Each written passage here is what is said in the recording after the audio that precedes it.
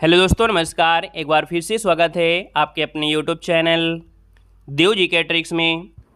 आवाज़ वगैरह आ रही है, एक बार सभी लोग कमेंट कर दीजिएगा, है ना। फिर हम लोग मॉडल पेपर नंबर 8 सॉल्व करने वाले हैं, जो कि आप देख सकते हैं यूथ कंपटीशन का मॉडल पेपर है। चलिए, आवाज़ आ रही है, एक बार सभी लोग कमेंट कर दीजिए। राधे राधे भैया, सभी को राधे राधे, सभी को जय हिंद। चलिए तो स्टार्ट करते हैं। पहला क्वेश्चन कह रहा है कि यशोदा में प्रयुक्त संधि का नाम बताना है। यशोदा में प्रयुक्त संधि आपकी है क्या? चलिए यहाँ पर जवाब देना है, यशोदा में संधि क्या है। तो आप कहेंगे यशोदा में जो संधि है वो आपकी है क्या? तो ऑप्शन बनेगा सी नंबर, यहाँ पर हो जाएगा विसर्ग संधि।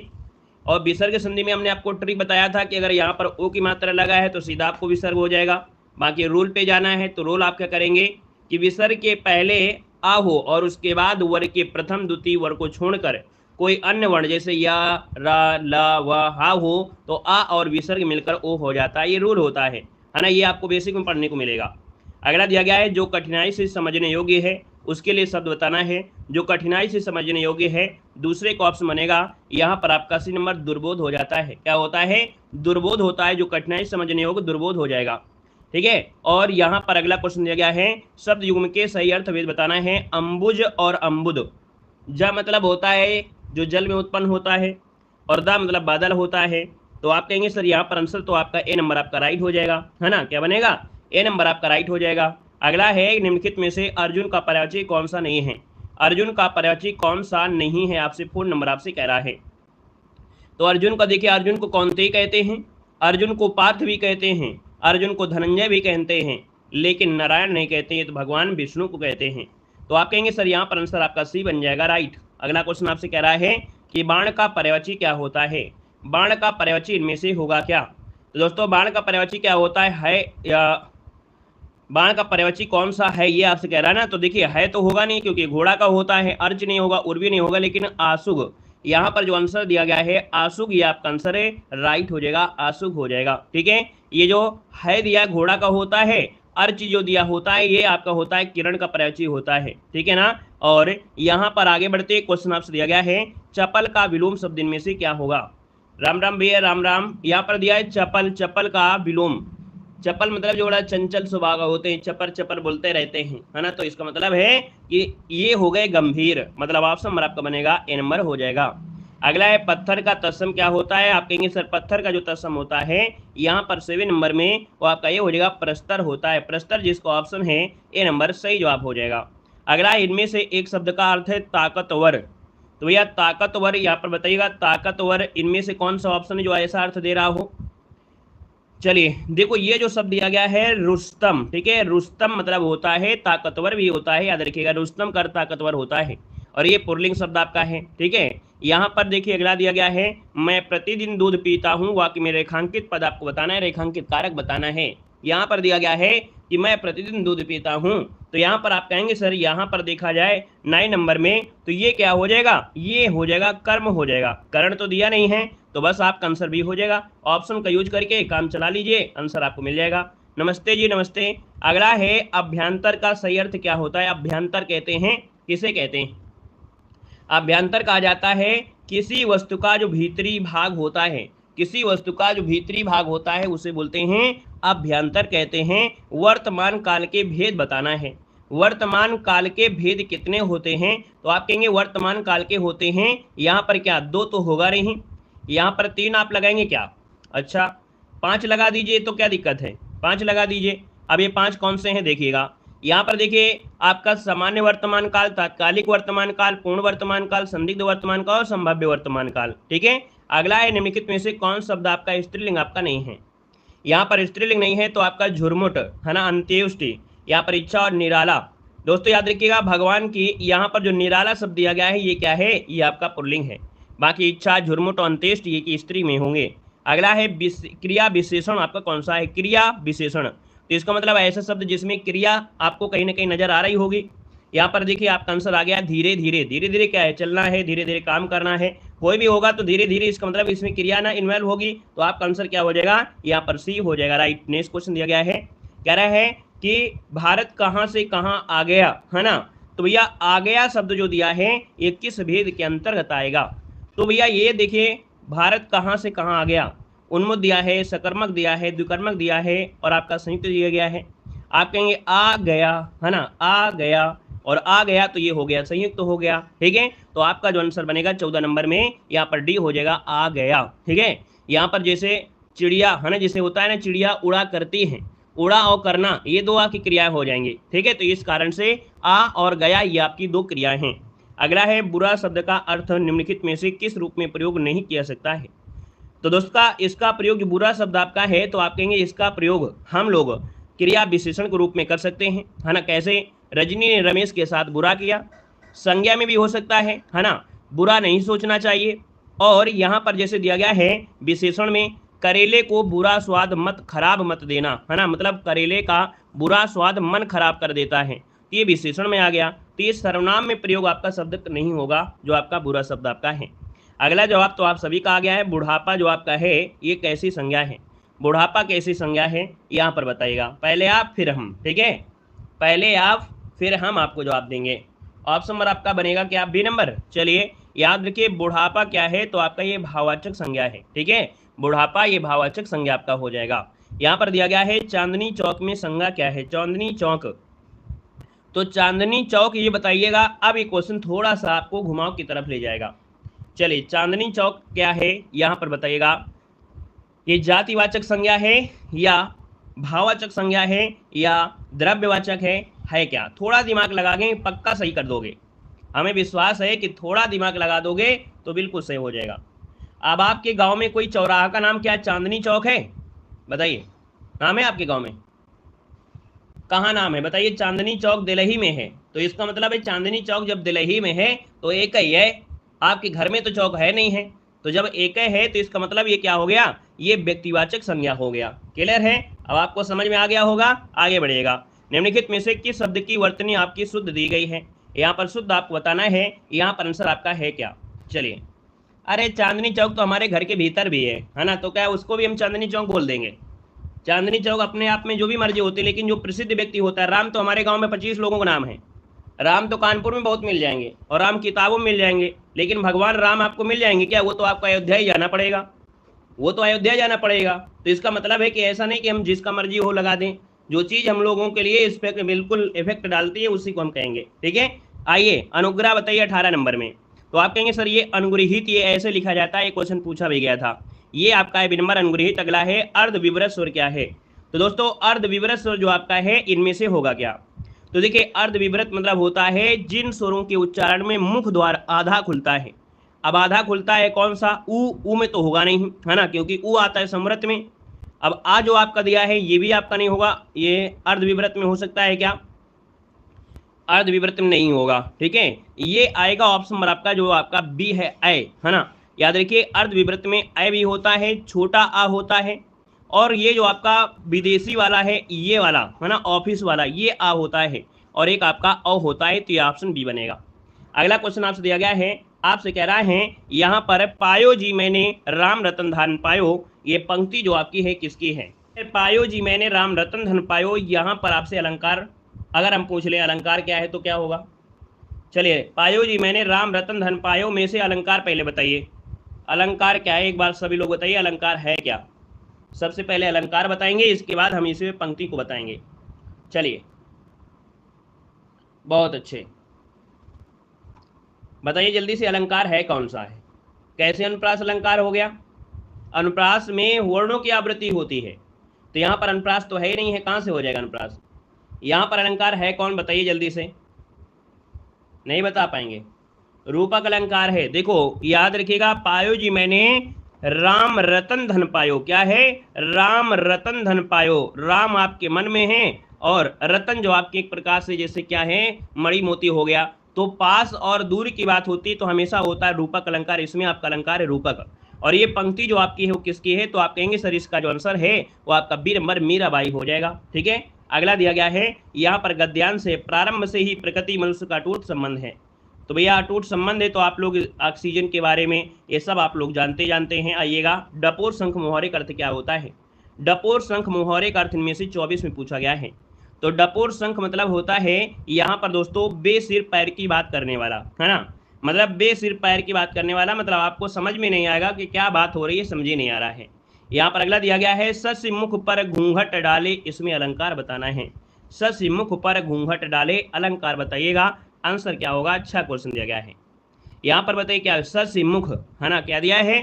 शशि और मुख। दोस्तों मुख क्या है? मुख जो आपका है आपके पास है ना। शशि मतलब होता है क्या? एक प्रकार से हम लोग चंद्रमा को बोलते हैं, तो शशि जो हो जाएगा वो उपमान हो जाएगा। और जब उपमेय और उपमान एक पास में दिए हैं तो आप कहेंगे सर ये रूपक अलंकार हो गया है। इसका जवाब हो जाएगा बी नंबर, रूपक अलंकार हो जाएगा। अगला दिया है मंगल करन कलिमल हरन तुलसी कथा रघुनाथ की, यहाँ पर छंद जो आपका है वो कौन सा है? 26 नंबर ऑप्शन देना है। तो आप कहेंगे सर यहाँ पर देखा जाए तो आपका आंसर होगा क्या? नहीं पता है? मात्रा गिन लीजिएगा, हमें क्या दिक्कत है, मात्रा भी गिन सकते हैं, गिन लीजिएगा। देखो मंगल में यहाँ पर देखो अंक की बिंदी तो डबल हो जाएगा, सिंगल हो जाएगा, फिर ठीक है यहाँ पर सिंगल हो जाएगा, सिंगल हो जाएगा, single single single single single single single single single single single double single double. मात्रा गिनिएगा, है ना, ये सब मात्रा गिनिएगा, लगभग आपको यहाँ तक और भी आ जाएंगे, सब आपके 28 हो जाएंगे। तो ये आपके हरि गीत का हो जाएंगे, क्या हो जाएंगे? हरि गीत का हो जाएंगे दोस्तों, याद रखिएगा, ठीक है ना। यहाँ पर अगला दिया है रस कितने प्रकार के होते हैं, तो एक तो भैया गन्ने का रस हो जाएगा, है ना। यहाँ पर देखिए रस पूछा गया है जो आपके मन भाव में उत्पन्न होते हैं, उन रस की बात हो रही है। तो 9 रस होते हैं, याद रखिए 9 रस, यहाँ पर आंसर आपका डी बनेगा। और अगला क्वेश्चन दिया गया है शुद्ध वाक्य आपको बताना है। यहाँ पर शुद्ध वाक्य आपका है क्या? तो शुद्ध वाक्य दिया गया है आज रविवार का दिन है, तो रविवार के साथ दिन का प्रयोग नहीं होगा, वह अनेकों शब्द का भी प्रयोग नहीं होगा, अपनी शब्द स्वेच्छा के साथ प्रयोग नहीं होगा। मिल गया आंसर आपका डी नंबर। 4 आदमियों ने हरिद्वार की यात्रा किया। क्लियर है? क्लियर है ना। देखो अपनी और स्वेच्छा, स्वेच्छा तो अपना ही होता है, दूसरे का तो होता नहीं है। हम अपनी स्वेच्छा से आपको पढ़ा रहे हैं, नहीं तो पेड कोर्स में पढ़ाने लगे, है ना। तो ये तो हमारी स्वेच्छा से, तो स्वेच्छा के साथ अपनी शब्द लगाते नहीं हैं। अगला है कमल नयन में कौन सा समास है? ये जो कमल है ना, कमल नयन। अब आप बताइए आंसर इनमें से क्या हो जाएगा? कमल नयन। चलिए भैया जल्दी से बताइए, कमल नयन, कमल एवं नयन विशेष विशेषण भी आपका है ना। तो यहाँ पर जो आपका आंसर है वो आपका बनेगा कौन सा? ये आपका हो जाएगा, अच्छा जब कर्मधारय नहीं है तब आप क्या बोलेंगे है? यहाँ पर हम लोग फिर क्या बोलेंगे? बहुब्री लगा दीजिएगा, है ना। क्या हो जाएगा? कमल के समान नयन, है ना। तो आप कहेंगे कर्मधारय तो नहीं है, और जब कर्मधारय नहीं दिया है तो इसके हिसाब से कमल नेत्र हैं जिनके, अर्थात भगवान राम की बात हो रही है। भगवान के जो राम के नेत्र हैं वो कमल के तरीके हैं, है ना, कमल की पंखुड़ियों के तरीके हैं, इसलिए हमने विशेष ले गए और बन गया आंसर आपका सी नंबर। जैसा ऑप्शन वैसे काम, जैसा देश वैसे भाषा। ऐसा नहीं कि हम बॉम्बे में पहुंच जाएं और इसके बाद 2 महीने बाद गांव में आए तो बस बॉम्बे वाली झाड़ने लगे।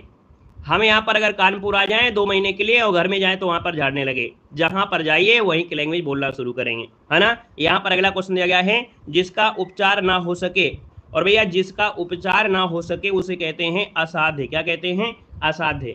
ऑप्शन यहाँ पर दिया है आपका बी नंबर राइट हो जाएगा दोस्तों, याद रखिएगा। क्लियर है? यहाँ पर अगला क्वेश्चन दिया गया है आपसे, कह रहा है सामान्य जानकारी। क्या दिया गया है? निम्नलिखित में से कौन सा विद्वान आर्यों के तिब्बत होम थ्योरी से संबंधित है? आर्यों के तिब्बत होम थ्योरी से जुड़ा हुआ है जो शब्द आपका है, यहाँ पर ये शब्द है ऑप्शन सी दयानंद सरस्वती। आर्यों के उद्गम स्थान के बारे में कई विचार हुए हैं। दयानंद सरस्वती कहते हैं कि आचार्यों का उद्भव, है ना, ये आर्यों का उद्भव स्थान तिब्बत है। मूलर कहते हैं इनका स्थान मध्य एशिया है ना। तो इस प्रकार से सबके अलग अलग मत दिए हैं। त्रिमूर्तियों में सृष्टिकर्ता देवता होने के बाद भी आजकल किस देवता की पूजा बहुत कम की जाती है? मतलब सृष्टि का निर्माण किया है आपके किसने? भगवान ब्रह्मा ने किया है। लेकिन देखा जाए तो भैया ब्रह्मा की पूजा आजकल बहुत नहीं होती है, नॉर्मल होती है, बहुत कम होती है ना। तो आप कहेंगे सर ये आंसर आपका है, आपका बी नंबर हो जाएगा। अगला क्वेश्चन आपसे दिया गया और आपसे कह रहा है William Hawkins east India company के प्रतिनिधि के रूप में सम्राट जहांगीर से मिलने आए थे। तो विलियम हॉकिंस जो आपके हैं ये भैया आपके इंग्लिश ईस्ट इंडिया कंपनी बनेगा। भारत और म्यांमार और चीन के बीच का जो त्रिकोणीय जंक्शन है दीफू दर्रा, ये किस सीमा पर है? दीफू दर्रा, जो दीफू दर्रा है आप कहेंगे सर ये मैक मोहन रेखा पे आपका पड़ता है। यहाँ पर आंसर आपका सी नंबर है राइट हो जाए। विवादित क्षेत्र आपका है ना, ये विवादित क्षेत्र है, याद रखिएगा। और अगला क्वेश्चन आपसे दिया गया है कि 93 अंश पूर्वी देशांतर और 27 अंश उत्तरी अक्षांश के बीच समुद्र तल से 530 मीटर ऊंचाई पर स्थित राज्य की राजधानी का नाम बताना है। अब आप अपने भारत में आते हैं तो आपको थोड़ा दिमाग लगाना है। क्या लगाना है? कि भैया यहाँ पर अक्षांश की बात कह रहा है और अक्षांश यहाँ से जाता है 8 अंश 4 मिनट वाला, ऊपर जो जाता है वो आपका 37 वाला जाता है। अब आपको यहाँ पर देखो आपसे देशांतर दिया है 93, यहाँ से जाता है कौन सा, तो आप कहेंगे सर यहाँ से जाता है 67-68 अंश वाला, तो हमें थोड़ा और बढ़ाना पड़ेगा, 88.5 तो यहाँ पर है। भाई आपके भारत में जो इलाहाबाद से जाता है 82.5 है, थोड़े और इधर बढ़ जाइएगा। और इसके बाद बीच से जाती है 23.5 अंश की रेखा, 23.5 अक्षांश जाता है, इसका मतलब है हमको 27 तक पहुंचना है। जब 27 पहुंचेंगे कहीं कहीं रेखा यहाँ जाएगी, और ये जो आपका ये स्थान मिल गया है, ये स्थान कौन सा हो सकता है, क्या पटना हो सकता है, नहीं हो सकता है ना। यहाँ पर हैदराबाद हो सकता है, नहीं हो सकता है। दिसपुर हो सकता है, नहीं हो सकता है। ऐसे आंसर लगाइए, आपका दिमाग बिल्कुल से तर हो जाएगा। समझ में आ गया ना। ईटानगर आपका सर राइट हो जाएगा। दोस्तों याद रखिएगा, अगर आपको लॉजिक पता है तो आप कैसा भी क्वेश्चन ज्योग्राफी में सॉल्व कर सकते हैं, ठीक है ना। यहाँ पर अगला दिया गया है कि एक तरफ श्रीनगर और दूसरी तरफ कारगिल है और लेह के बीच महत्वपूर्ण सड़क संपर्क आपके है क्या। तो श्रीनगर और कारगिल लेह के लिए जाने वाला जो ये संपर्क आपका है भैया, ये जोजिला है। जोजिला ऑप्शन नंबर आपका बनेगा यहाँ पर सी नंबर है। अगला है भारतीय संविधान का अनुच्छेद 51 के ए में किसके संबंधित है। 52 नंबर आपसे दिया गया है और 52 का ऑप्शन बनेगा मूल कर्तव्य। यहाँ पर जो आंसर है वो राइट हो जाएगा, यहाँ पर बी नंबर मूल कर्तव्य इसका आंसर राइट हो जाएगा, ठीक है ना। अगला क्वेश्चन आपसे दिया गया है और आपसे कह रहा है परमादेश रिट क्या अर्थ है। परमादेश, परमादेश, परमादेश, आदेश, आदेश। इस शब्द को बोलने में आपको एक शब्द निकल के आ रहा है आदेश, परमादेश, आदेश। तो आप कहेंगे सर यहाँ पर आंसर क्या हो जाएगा। चलिए 53 नंबर में जो ऑप्शन आ दिया है हम आदेश देते हैं, हम आदेश देते हैं, तो आप कहेंगे जी सर ये आपका पहला ऑप्शन बिल्कुल सही हो जाएगा। इसका मतलब होता है हम आदेश देते हैं, है ना। ये न्यायालय द्वारा सार्वजनिक पद पर बैठे पदाधिकारियों को जारी किया जाता है। यहाँ पर अगला है राज्यों के महाधिवक्ता की नियुक्ति कौन करता है। जो राज्यों के महाधिवक्ता होते हैं इनकी नियुक्ति भारत के जो राज्य के राज्यपाल होते हैं ये करते हैं, राज्यों के राज्यपाल। अगला है कि भारत के संविधान के किस अनुच्छेद में कहा गया है कि भारत के क्षेत्र में सभी प्राधिकरण नागरिक और न्यायिक सर्वोच्च न्यायालय के सहायक के रूप में कार्य करेंगे। दोस्तों ये आर्टिकल नंबर 144 आपने पढ़ा होगा, है ना। ऑप्शन नंबर आपका डी बनेगा। अगला इनमें से कौन सा देश वित्तीय स्वास्थ्य का सूचक है। वित्तीय स्वास्थ्य का सूचक है ये आपसे पूछा गया है। तो 56 नंबर का ऑप्शन बनेगा ए नंबर जीडीपी, है ना। याद रखिए वित्तीय स्वास्थ्य का सूचक होता है जीडीपी, यहाँ पर आंसर राइट हो जाएगा। दोस्तों याद रखिएगा। यहाँ पर अगला क्वेश्चन दिया गया है एचडीआई किन 3 क्षेत्रों का विकास मापता है। एचडीआई ये जो मानव विकास सूचकांक है 3 चीज़ों पर आपका फोकस रहता है। ये होता है स्वास्थ्य पर, शिक्षा पर और आपकी इनकम पर, ठीक है। स्वास्थ्य, शिक्षा और आमदनी, अर्थात जो आपका है फर्स्ट नंबर है, ये होता है मानव विकास सूचकांक के अंतर्गत मापा जाता है। एक अर्थशास्त्री थे पाकिस्तान के महबूब अल हक, उन्होंने भारतीय अर्थशास्त्री अमर्त्य सेन के द्वारा 1990 में ये शुरू किया था मानव विकास सूचकांक। और अगला क्वेश्चन आपसे दिया गया है कि निम्न में से किसका उपयोग भारतीय रिजर्व बैंक की मौद्रिक नीति को लागू करने के प्राथमिक साधन के रूप में किया जाता है। मन में राम बगल में छुरी।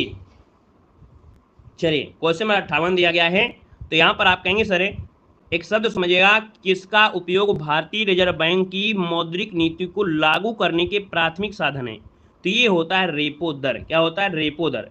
तो रेपो दर का उपयोग हम लोग भारतीय रिजर्व बैंक की मौद्रिक नीति को लागू करने के प्राथमिक साधन के रूप में करते हैं। यहाँ पर जो आंसर आपका है वो आपका बनेगा सी नंबर हो जाएगा। मतलब बैंकों को अपने कामकाज के लिए अक्सर बड़ी रकम की जरूरत होती है। जितने भी आपके बैंक होते हैं तो अपने कामकाज के लिए ही यहाँ पर बड़ी रकम की जरूरत होती है, और बैंक इसके लिए क्या करते हैं, आरबीआई से कुछ समय के लिए ऋण मांगते हैं, और इस ऋण पर रिजर्व बैंक को उन्हें जिस दर पर ब्याज देना पड़ता है, आरबीआई बैंक को जिस दर से ब्याज देती है उसे ही रेपो दर कहते हैं। ये परिभाषा हो गई, क्लियर है। यहाँ पर अगला क्वेश्चन दिया गया है, यहाँ पर आपसे कह रहा है बढ़ती का नाम जिंदगी है। चलिए यहाँ पर बताना है, यहाँ पर देखो दिया है बढ़ती का नाम जिंदगी है, किस बैंक की टैगलाइन है। और यहाँ पर देखा जाए 59 नंबर में, तो ये है टैगलाइन ऑप्शन नंबर आपका सी एक्सिस का है, एक्सिस बैंक का है। हम अगर आपसे पूछें कि सर जी ये बताइए कि इलाहाबाद बैंक की टैगलाइन बताइए, तो क्या बता सकते हैं, इलाहाबाद बैंक। इलाहाबाद बैंक की टैगलाइन क्या है, a tradition of trust. Bank of Baroda में है, इंडिया का इंटरनेशनल बैंक। देना बैंक का है स्टेट फैमिली बैंक। यहाँ पर अगला दिया गया है आगा खां कब जो संबंधित है वो किससे है। यहाँ पर दिया है आगा खां कब जो संबंध है वो आपकी किससे संबंधित है। यहाँ पर आपका जवाब हो जाएगा डी नंबर, हॉकी से संबंधित है। आगा का कब फेयर के क्वेश्चन थे, फरवरी के थे, वो भी 2023 के, उनकी जरूरत नहीं है। आइएगा क्वेश्चन नंबर यहाँ पर आ गया है आपका 66 नंबर में, कह रहा है एक ऐसा डिवाइस जो कंप्यूटर से कनेक्टेड होता है लेकिन कोर कंप्यूटर आर्किटेक्चर का भाग नहीं है, ये क्या कहलाता है? तो ये device that the connected to the computer but it not part of the core computer architecture, है ना, इज नो एज। मतलब यहाँ पर कह सकते हैं 66 नंबर में, ये होता है पेरीफेरल डिवाइस, इसे कहते हैं। देखिए आप लोगों ने जवाब दिया है पेरीफेरल, ऑप्शन नंबर आपका जो आया है सी हो जाएगा राइट। अगला दिया गया है, कह रहा है वह कंप्यूटर जो किसी नेटवर्क पर अन्य कंप्यूटरों को संसाधन प्रदान करता है उनके लिए किस नाम से जानते हैं? तो भैया वह कंप्यूटर जो किसी अन्य, है ना, जो किसी नेटवर्क व अन्य कंप्यूटरों को संसाधन प्रदान करता है। तो यहाँ पर 67 नंबर का ऑप्शन बी हो जाएगा, इसे बोलते हैं यहाँ पर सर्वर। क्या बोलते हैं? सर्वर कहते हैं, सर्वर होता है। यहाँ पर अगला क्वेश्चन दिया गया है कि क्लाउड प्रबंध सॉफ्टवेयर को समर्थन की आवश्यकता होती है ना, cloud management software need to support. तो यहाँ पर देखा जाए 68 नंबर में ऑप्शन आपका सी हो जाएगा, ये होता है physical, mechanical and virtual machine, अर्थात भौतिक मशीन और आभासी मशीन, तो जो क्लाउड प्रबंध होते हैं। अगला दिया गया है यहाँ पर आपसे कह रहा है निम्नलिखित में से कौन प्रोग्रामिंग भाषा प्रोग्राम को निःशुल्क कार्यान्वित करते हैं? चलिए, which of the following is the free implementation the programme language. ये आपको इंग्लिश से अगर पढ़ लेंगे तो थोड़ा आसान मिल जाता है। एक ऐसी प्रोग्रामिंग भाषा है प्रोलॉग, इसका निःशुल्क कार्यान्वयन होता है और ये होता है आपके SWI प्रोलॉग। ऑप्शन नंबर आपका बनेगा यहाँ पर डी नंबर हो जाएगा, है ना। आमतौर पर जो शिक्षण है या सिमेट्रिक वेब होते हैं उनके प्रयोग में इसका उपयोग करते हैं। SATA का संक्षिप्त रूप इनमें से है क्या? चलिए, यहाँ पर SATA का फुल फॉर्म क्या बनेगा? तो ये होता है, यहाँ पर आंसर क्या बनेगा? चलिए यहाँ पर जवाब देना है। चलिए, इसका पूरा नाम होता है सीरियल एडवांस टेक्नोलॉजी अटैचमेंट, ये इसका फुल फॉर्म होता है, जिसे सीरियल ATA भी कहा जाता है। यहाँ पर डाटा का स्थानांतरण होता है। अगला क्वेश्चन दिया गया है कंप्यूटर साहसिक शल्य। यहाँ पर देखिए सर्जिकल, मतलब कंप्यूटर सर्जिकल प्रक्रियाओं को और क्या कहा जाता है? तो दोस्तों यहाँ पर इसे बोलते हैं रोबोटिक शल्य प्रणाली, मतलब रोबोटिक सर्जिकल सिस्टम इसे कहते हैं। अगला है CAS का पूर्ण रूप क्या होता है? इसका फुल फॉर्म होता है conditional access system, conditional access system होता है। इसके द्वारा जो ग्राहक होते हैं वो टेलीविज़न प्रसारण में अपनी पसंद के चैनल दे सकते हैं। जितने भी मतलब ग्राहक होते हैं टेलीविज़न प्रसारण पर अपने पसंद के चैनल दे सकते हैं। FTP का पूर्ण रूप होता है, तो ये होता है फाइल ट्रांसफ़र प्रोटोकॉल होता है ना। अगला आपसे दिया गया है और आपसे कह रहा है, यहाँ पर दिया गया MS वर्ड जो 2007 दिया गया है, तो इसमें कह रहा है टेबल के बॉर्डर, रोज और कॉलम्स को ड्रा करने के लिए, टेबल बनाने के लिए निम्नलिखित में से किस फीचर का उपयोग करेंगे? तो MS वर्ड 2007 दिया है। तो दोस्तों ये ड्रा टेबल, इसे बोलेंगे ड्रा टेबल, है ना। इसी से आपको मिल जाएंगे, यहाँ पर रोज बनेंगे, कॉलम बनेंगे, ठीक है। अगला दिया गया है निम्नलिखित में से कौन सा जोड़ा सही ढंग से सुमेलित नहीं है? तो देखिए यहाँ पर आपको दिए गए हैं शॉर्टकट कुंजी। यहाँ पर दिया है Alt+E जो होता है edit optional in correct program जो होता है, मतलब वर्तमान प्रोग्राम में विकल्प संपादन के लिए या उसका करेक्शन के लिए, करेक्ट के लिए। कंट्रोल Alt+Shift+D जो होता है ये वर्तमान तिथि डालने के लिए होता है। फिर इसके बाद दिया है कंट्रोल के, कंट्रोल क्या है? कंट्रोल के दिया है चयनित पाठ्यक्रम को काटना। तो ये क्या सही है क्या? हमने आपको बताया था कि के जो होता है, के का उपयोग होता है ऐड, एडिट और मॉडिफाई, मतलब वेब पेज में हाइपर लिंक को संशोधित करने के लिए होता है। और अगर चयनित पाठ को काटना है तो कंट्रोल X होता है। क्या? कंट्रोल X के माध्यम से जो आपने सिलेक्ट किया है वो वहाँ से कट हो जाएगा जब कंट्रोल X करते हैं, आपको पढ़ाया गया है ना। यहाँ पर अगला क्वेश्चन दिया गया है, कह रहा है यहाँ पर क्या कि MS ऑफिस का कौन सा अवयव स्पष्टता नोटपैड जैसा होता है? MS ऑफिस का कौन सा अवयव स्पष्टता नोटपैड की तरह होता है? तो ये जो होता है MS वर्ड होता है, MS वर्ड होता है। यहाँ पर दिया है एक एक्सेल स्प्रेडशीट जो मदद करता है। एक्सेल स्प्रेडशीट हेल्प इन किसके लिए? तो ये होता है आपके कह सकते हैं जो आपका उपयुक्त सभी डेटा सॉर्ट करने के लिए, डेटा आसानी से व्यवस्थित करने के लिए और कैलकुलेटिंग न्यूमेरिकल डाटा के लिए, अर्थात इनमें से सभी हो जाएगा। अगला दिया गया है कि निम्न में से कौन ऑनलाइन पेमेंट गेटवे का उदाहरण नहीं है? ऑनलाइन पेमेंट आप कैसे कर सकते हैं?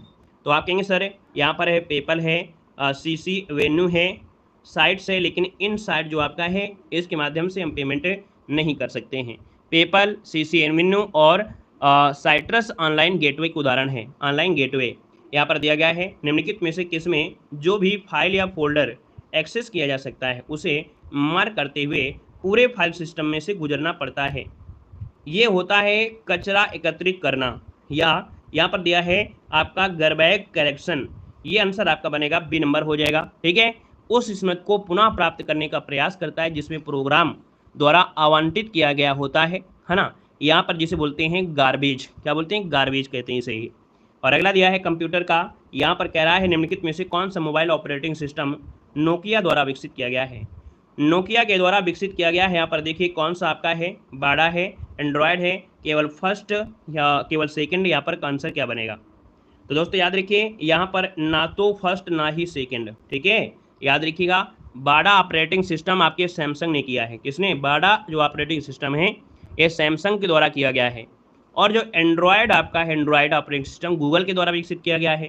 तो भैया यहाँ पर कहाँ यहाँ पर आ गया, किसी का नाम नहीं आया है, तो आप कहेंगे इसका आंसर आपका सी बनेगा, ना तो ए और ना तो बी। ठीक है, क्लियर है। अगला क्वेश्चन आपसे कह रहा है अपने हिसाब से जोड़ोगे क्या? यहाँ पर आएगा क्वेश्चन नंबर आपका दिया गया है, यहाँ पर दिया है आपका यूपीजी के। ठीक है,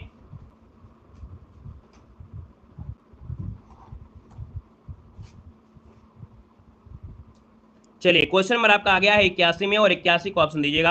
आप सभी का जो जवाब बनेगा, संयुक्त प्रांत का नाम उत्तर प्रदेश में बदलने के बाद इसके प्रथम राज्यपाल जो आपके थे, यहाँ पर राइट आंसर इनमें से क्या हो जाएगा? चलिए भैया यहाँ पर जवाब दीजिए, इसका जो आंसर बनेगा यहाँ पर राइट क्या हो जाएगा? सर यहाँ पर आंसर क्या बनेगा?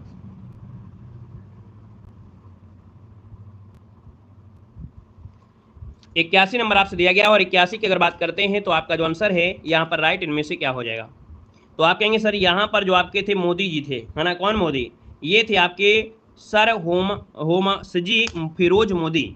यहाँ पर आंसर आपका बनेगा ए नंबर, इसका राइट हो जाएगा। ठीक है, यहाँ पर अगला दिया गया है 2011 की जनगणना के अनुसार उत्तर प्रदेश में साक्षरता दर 2001 से 2011 तक वृद्धि जो हुई वो कितनी वृद्धि हुई थी, आपसे कह रहा है। तो आप कहेंगे सर यहाँ पर जो आंसर आपका दिया गया है 11.34, इसका आंसर राइट हो जाएगा। यहाँ पर दिया गया है आपसे जनगणना 2011 के अनुमान के अनुसार भारत में सर्वाधिक जनसंख्या वाला जो राज्य है वो कौन सा है? तो आप कहेंगे यूपी हो जाएगा। ज्ञानदीप शिक्षा योजना उत्तर प्रदेश में प्रारंभ की गई है, तो यहाँ पर देखा जाए तो सितंबर 2002 में आपकी प्रारंभ की गई थी। ये योजना जानते हैं जो छात्रों को तकनीकी और उच्च शिक्षा प्रदान करने के लिए ऋण उपलब्ध कराने के लिए था। इनमें से कौन सा उत्तर प्रदेश में एक जिला नहीं है? तो उत्तर प्रदेश में एक जिला देहरादून नहीं होगा, ऑप्शन नंबर आपका सी हो जाएगा। यहाँ पर अगला दिया गया है उत्तर प्रदेश में पंडित दीनदयाल उपाध्याय पशु चिकित्सा विश्वविद्यालय गौ अनुसंधान जो आपका है ये कहाँ पर स्थित है? यहाँ पर जो आंसर है वो आपका राइट इनमें से क्या हो जाएगा? चलिए भाई, ये चिकित्सा अनुसंधान जो आपका है वो आपके है मथुरा में है, ऑप्शन डी बनेगा। भारत के निम्नलिखित में से किन राज्यों में थारू जनजाति निवास कर रही है? तो थारू जनजाति दोस्तों आपके उत्तर प्रदेश में तो है ही है, और आपके उत्तराखंड हो जाएगा, डी नंबर बन जाएगा। भारतीय साहित्य में आरंभिक 20वीं शताब्दी के मुख्य हिंदुस्तानी लेखक धनपत राय को किस नाम से जानते हैं? धनपत राय आप जानते हैं आपके मुंशी प्रेमचंद को कहते हैं, सी नंबर हो जाएगा। यहाँ पर दिया गया है संगीत शिक्षा हेतु उत्तर प्रदेश में जो प्रथम संगीत महाविद्यालय स्थापित हुआ था वो आपका था कौन? तो ये देखिए भातखंडी हिंदुस्तानी संगीत जिसे जो अब आपके डीम्ड विश्वविद्यालय के रूप में जाना जाता है ना। यहाँ पर अगला क्वेश्चन दिया गया है और आपसे कह रहा है निम्नलिखित में से किसे शेर ए बलिया के नाम से जानते हैं? तो शेर ए बलिया के नाम से जानते हैं आपके चित्तू पांडे को, ऑप्शन आपका सी बनेगा। अगला है किस वर्ष वर्तमान उत्तर प्रदेश का प्रायः संपूर्ण क्षेत्र बंगाल प्रेसिडेंसी से अलग करके आगरा प्रेसिडेंसी के अधीन कर दिया गया था? दोस्तों ये बात है 1833 के समय में उत्तर प्रदेश का संपूर्ण क्षेत्र को बंगाल प्रेसिडेंसी से अलग किया गया और आगरा प्रेसिडेंसी के अधीन कर दिया गया था। उत्तर प्रदेश में पूर्वांचल एक्सप्रेस वे मार्ग निम्नलिखित में से किस नगर से नहीं गुजरता है?